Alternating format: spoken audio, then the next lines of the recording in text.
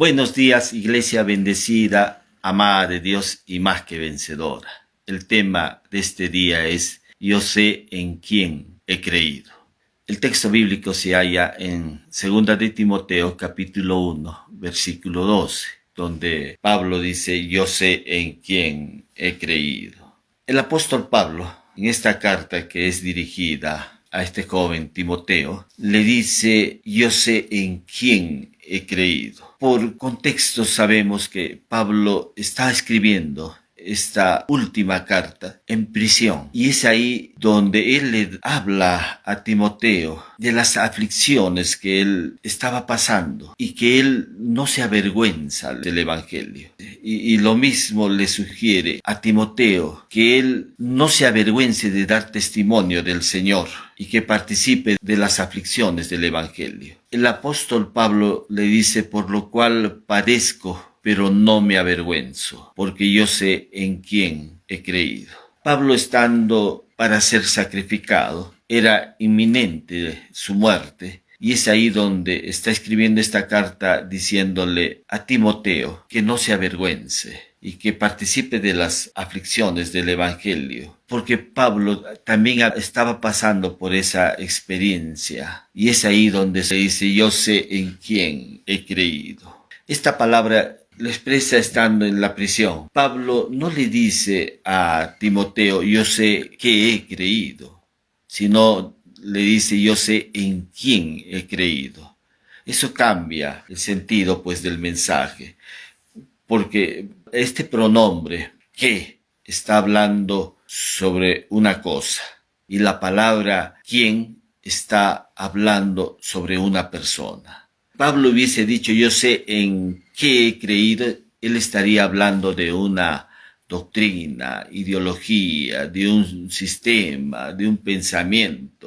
Pero Pablo no está hablando acerca de qué ha creído, sino Pablo está diciéndole a Timoteo, yo sé en quién he creído. Y cuando Pablo está expresando yo sé en quién he creído, Pablo está hablando de una persona, está hablando de una relación, comunión, identidad, unión y de un gobierno. Es eso lo que Pablo está expresando en esta palabra, ¿quién? Cuando Pablo dice, yo sé en quién, está hablando de una persona. Y esta persona es el Señor Jesucristo. Jesús es una persona. Él es Dios, pero es una persona. Esta persona piensa, habla, actúa. Y esa es la persona que nos ha sido suministrada cuando hemos reconocido a Cristo como nuestro único Señor y Salvador. Es la vida de Dios la que nos ha sido impartida. Nosotros tenemos la vida de Cristo. Nosotros somos portadores de la vida de Cristo. Cristo ha venido a morar, a habitar en nuestra vida. Entonces nosotros tenemos la vida de Dios. Esta vida tiene una naturaleza y esta naturaleza tiene una mente. Y esta mente está en un estado de gobierno. Es una persona la que ha venido a habitar en nosotros. Él vive en nosotros. Por eso Pablo dice, ya no vivo yo, mas Cristo vive en mí. Es la vida de esa persona que es Cristo, habitando en nosotros. Pero también juntamente con esa persona, Dios nos ha dado vida, la vida de esa persona. Dice en la Escritura, el que tiene a Cristo tiene la vida. El que no tiene a Cristo no tiene la vida. La vida de Cristo nos ha sido impartida. Todo aquel que ha reconocido a Cristo como su único Señor y Salvador, la vida de Cristo nos ha sido impartida. Somos portadores de la vida de Cristo. Es Cristo obrando, Cristo operando en nuestra vida. Es la vida de Él. Pero también esta vida contiene naturaleza, la naturaleza divina. Pedro dice que nosotros somos participantes de la naturaleza divina. Cuando está hablando de naturaleza, está hablando de lo que Él es, de sus atributos, de justicia, de santidad, verdad, de amor. Él es luz. Dios nos ha impartido su naturaleza. Esa es la naturaleza también que portamos los creyentes. Dios, al impartirse en nosotros, Él no dejó a un lado su naturaleza. Y nosotros ahora portamos su naturaleza, la naturaleza divina. Su amor, su gozo, su paz, su benignidad, su bondad, la fe, la templanza. Todo eso porta el creyente. Todos los hijos de Dios que han reconocido a Cristo en su corazón portan la naturaleza divina. Y esta naturaleza expresa lo que Él es, así como la naturaleza del ave es volar, la naturaleza del pez es estar en el agua. De igual manera, nosotros portamos la naturaleza divina. Y esta naturaleza no está inclinada a hacer lo malo. Esta naturaleza expresa lo que Él es. Pero esta naturaleza tiene una mente. Por eso es que Pablo dice, mas vosotros tenéis la mente de Cristo. En nuestra vida no puede haber dos mentes, no puede haber dos voluntades, no puede haber dos gobiernos, porque esta mente está en un estado también de gobierno. Al impartirnos Dios su vida, su naturaleza, y con esta naturaleza su mente, y esta mente está en un estado de gobierno. Por eso es que Pablo dice, mas vosotros tenéis la mente de Cristo. Ya no es nuestra mente, sino que ahora tenemos la mente de Cristo. Por eso es que la carta de Filipenses dice, Dios produce el querer como el hacer por su buena voluntad. No son tus deseos, son los deseos de Él. No es yo gobierno mi vida y Él también en mi vida. No, hay un solo gobierno. Porque dice la carta de Romanos, capítulo 8, pero los que son guiados por el Espíritu de Dios, estos son hijos de Dios. Si no somos guiados por el Espíritu de Dios, no somos hijos de Dios. Todo aquel que es guiado por el Espíritu de Dios, este es hijo de Dios. Y para ser guiado por el Espíritu de Dios, tenemos que tener la palabra de Dios, la palabra de Cristo. Porque el Espíritu de Dios siempre obrará en la palabra. Están unidos la palabra y Cristo. No están separados. Siempre que tienes la palabra, también tienes la acción del Espíritu de Dios en tu vida, dirigiéndote, guiándote. Por eso es importante tener la palabra de Dios. Cuando Pablo está diciendo, yo sé en quién he creído, está hablando justamente de una persona que piensa, una persona que habla, que ve, que actúa en nosotros. Pablo no está diciendo yo sé en qué he creído, sino en quién he creído.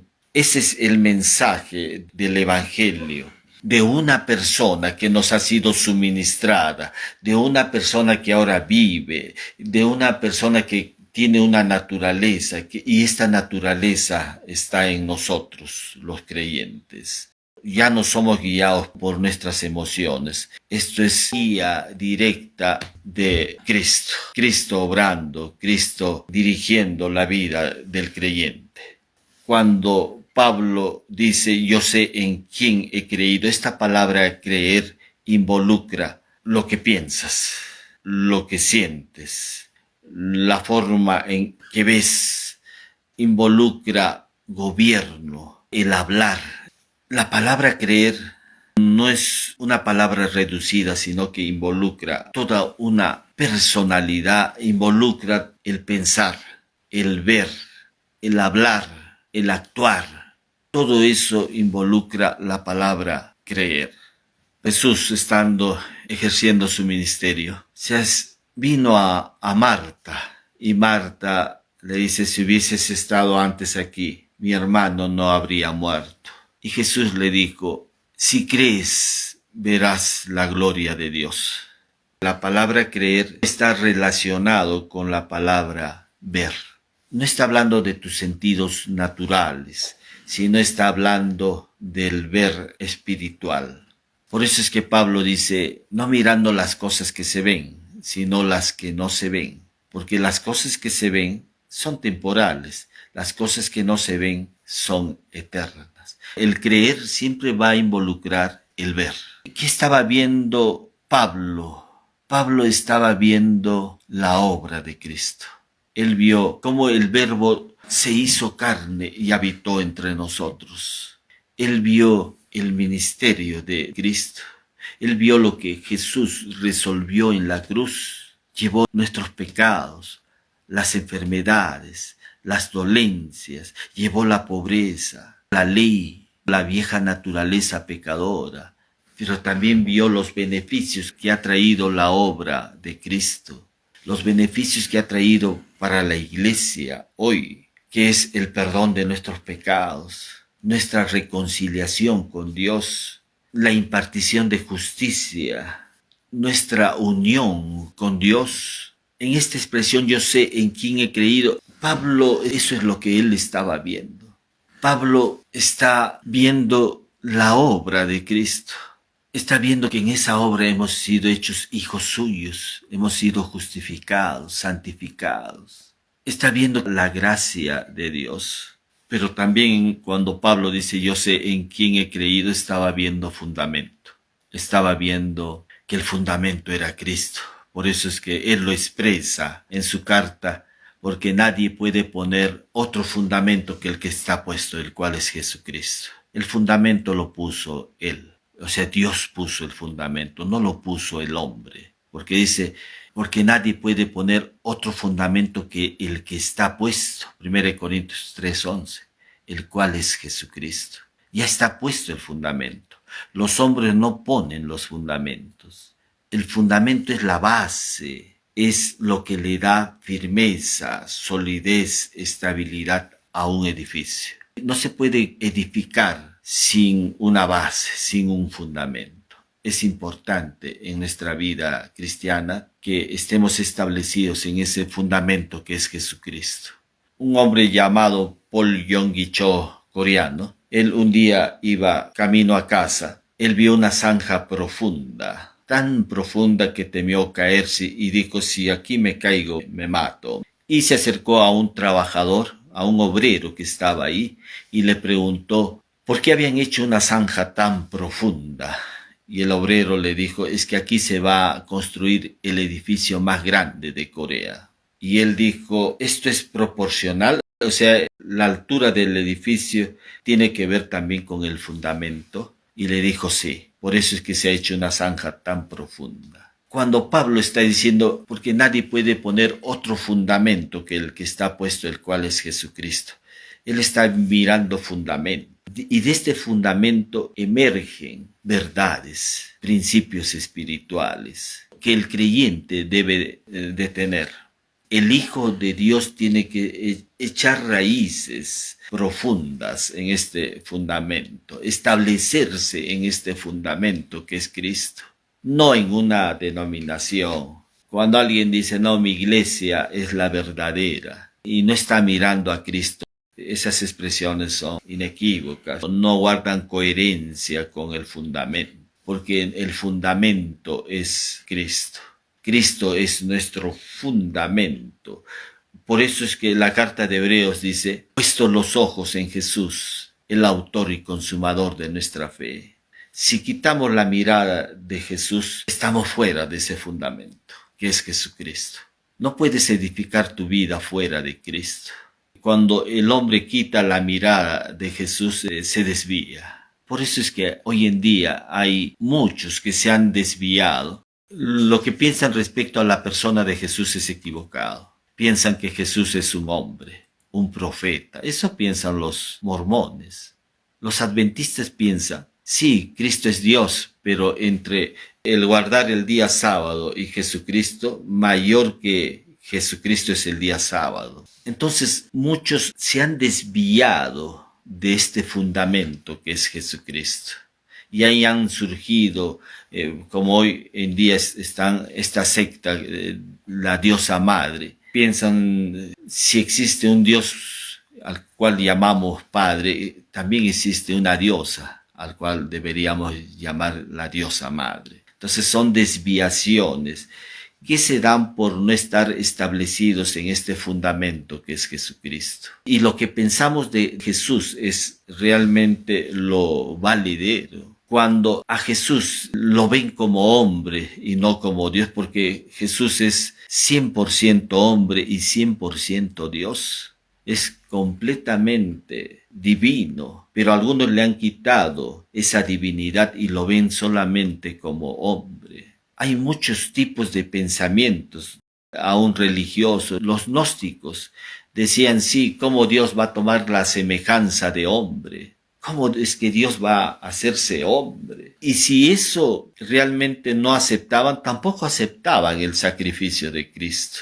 Por eso es que los gnósticos dicen que ellos no tienen falta, que ellos no tienen pecado. Entonces, se han separado de los fundamentos, el fundamento que es Cristo. Y Pablo, cuando dice yo sé en quién he creído, él estaba mirando fundamento, él estaba mirando la obra de Cristo. Pero hay algo más. Cuando Pablo dice yo sé en quién he creído, él estaba viendo, sí, al Cristo que había tomado la semejanza de hombre, al Cristo que había ido a la cruz y había sido sacrificado ahí, al Cristo que dejó el sepulcro, pero también al Cristo que resucitó. Por eso dijo, si Cristo no hubiese resucitado, vana sería nuestra predicación. Sí, Pablo vio al Cristo que fue crucificado, fue sepultado, pero al Cristo que resucitó. Y él dijo, si Cristo no hubiese resucitado, vana sería nuestra predicación. Pero algo más vio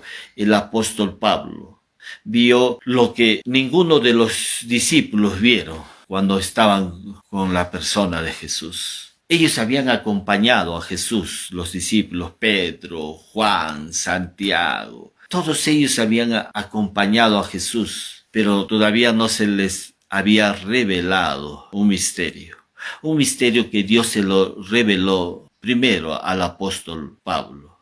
Un misterio que estaba oculto, dice, desde siglos y edades, pero que ahora ha sido dado a conocer a sus santos. Las riquezas de la gloria de este misterio, que es Cristo en vosotros. Sí, los discípulos acompañaron a Jesús, lo tocaron, lo vieron, hablaron con él, escucharon cada palabra de él, pero no se les había revelado el misterio. El misterio que estaba oculto, dice, desde siglos y edades, desde tiempos. ¿Cuál fue este misterio? El misterio es algo que está oculto, pero que, dice, fue revelado. Fue quitado ese velo y Pablo pudo ver, entender recién al Cristo en nosotros. Dice Cristo en nosotros la esperanza de gloria. Entonces es la vida de Cristo obrando. Es la vida de Cristo que nos ha sido impartido a los creyentes. Es vida de Dios, es una persona. No es el Cristo que algunos están viendo fuera de ellos. La religión mira eso, pues la religión está viendo a un Cristo desde fuera, no a un Cristo que vive en nosotros. La religión carece de una persona, carece de una naturaleza, carece de espíritu. Por eso es que Juan dice, el que tiene al Hijo tiene la vida. El que no tiene al Hijo no tiene la vida. La religión no puede impartirte vida, carece de esta vida, carece de una persona. En la religión tú puedes hablar de Dios, pero no es Dios hablándote a ti. La religión no puede suministrarte una persona que te pueda hablar, no puede hacerlo. Mire que Nicodemo era un hombre religioso, un principal entre los judíos, hablaba acerca de Dios, era un maestro de la ley, hablaba de Dios, pero no tenía a la persona de Jesús. Él era carente del Espíritu de Dios, de la vida de Dios. Hoy en día las religiones, todas las religiones, son carentes de la persona de Jesús, carentes de la vida de Jesús, del Espíritu de Cristo. La religión puede hablar de Dios, pero otra cosa es que Cristo es la vida. La religión opera desde afuera, la vida de Cristo opera desde dentro. La religión puede modificar conductas, formar conductas, pero no puede impartir naturaleza, no puede impartir vida de Dios. Cuando estamos hablando naturaleza, estamos hablando de lo que Él es, de sus atributos. Eso no puede impartirte, eso no puede darte la religión. Solamente el creyente es portador de esa vida de Cristo, de esa naturaleza divina. Por eso es que Pedro dice, somos participantes de la naturaleza divina. Eso no puede dar o generar la religión. La religión regula conductas, te impone normas, regulaciones, reglas, te exige tu esfuerzo. Pero Cristo habita en nuestros corazones. Él transforma desde adentro y produce fruto. Por eso dice Jesús en el Evangelio de Juan, capítulo 15, porque separados de mí nada podéis hacer. Sin Cristo no podemos hacer nada. Pero también dice que el pámpano que está unido a la vid, este lleva mucho fruto. Si estamos unidos a Cristo, vamos a expresar esa vida de Dios, esa vida de Él. Pero separados de Cristo no podemos hacer nada. Nadie puede expresar vida de Cristo si no está unido a Él. La religión carece de eso. La religión no puede dar vida, mucho menos se puede ver fruto en aquellos que siguen una religión, solamente en aquellos que están unidos a Cristo. Juan dice, el que está unido a Él lleva mucho fruto. Si no estamos unidos a Cristo, no podemos expresar fruto. Mire que el apóstol Pablo, estando aún en prisión, en un momento difícil de su vida, dice, estando pronto para ser sacrificado, era inminente la muerte de Pablo. Y Pablo sigue hablando de Cristo. Sigue hablando de su fe, sigue diciéndole a Timoteo, Timoteo, no te avergüences de dar testimonio del Evangelio. El Evangelio es Cristo. Y le dice, no te avergüences de eso. Y es que el creer también involucra hablar.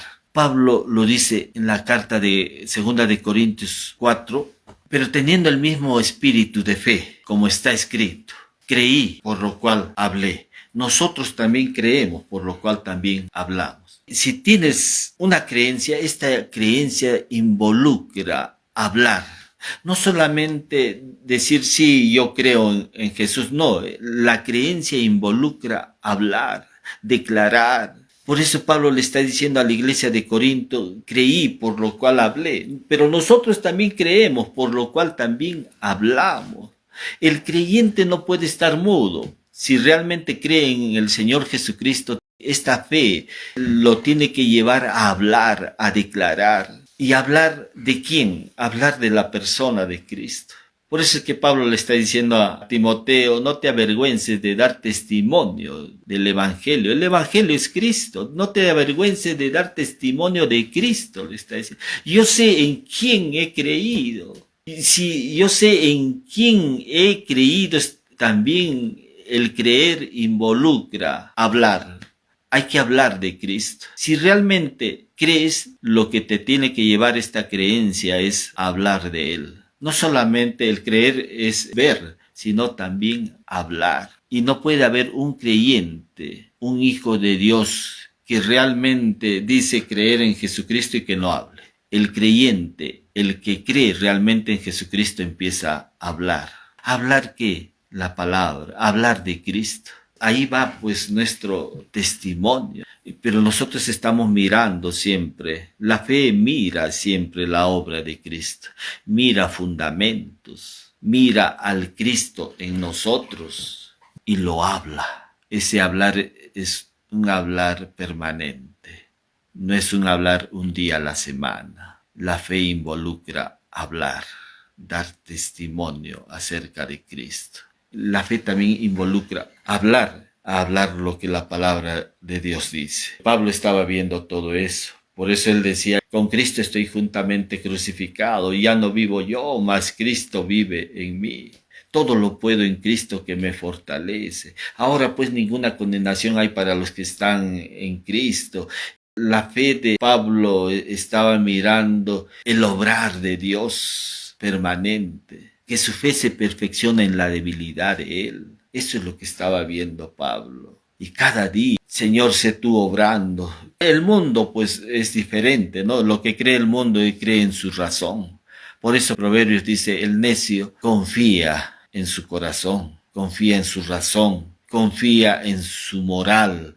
El necio confía en su religión, el necio confía en su buena conducta, que es distinto al creer que está expresando Pablo. Pablo dice, yo sé en quién he creído, yo sé en quién he creído. Y si tú crees en Cristo, Cristo es el todo, es el todo. Si tú tienes a Cristo no te puede faltar nada. La gente está confiando en el dinero, cree en el dinero, pero tú estás por encima de ello, porque Cristo es el todo. Cristo es el todo. Ahora, si tú tienes a Cristo, lo tienes todo. Si no, la mentalidad de estos tiempos o religiosa nos ha puesto que nos falta algo, cuando en realidad estamos completos. Colosenses 2:10 dice, y vosotros estáis completos en Él, que es la cabeza de todo principado y potestad. No te falta nada si estás en Cristo. En Cristo lo tienes todo. Amén. En Cristo lo tienes todo.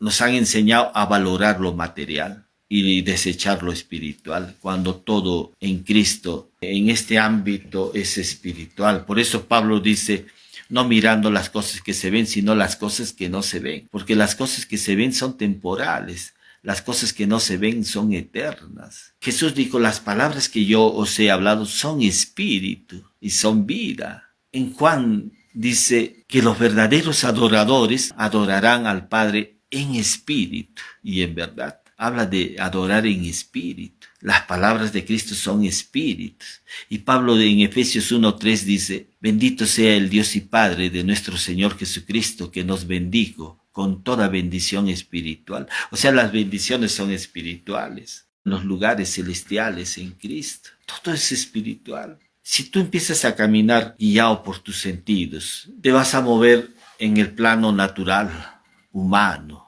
Como todos son guiados por el Espíritu de Dios, estos son hijos de Dios. Bien, damos gracias a Dios cuando dice yo sé en quién he creído. Eso debe marcar nuestro andar, eso debe dirigir nuestra fe en la cruz.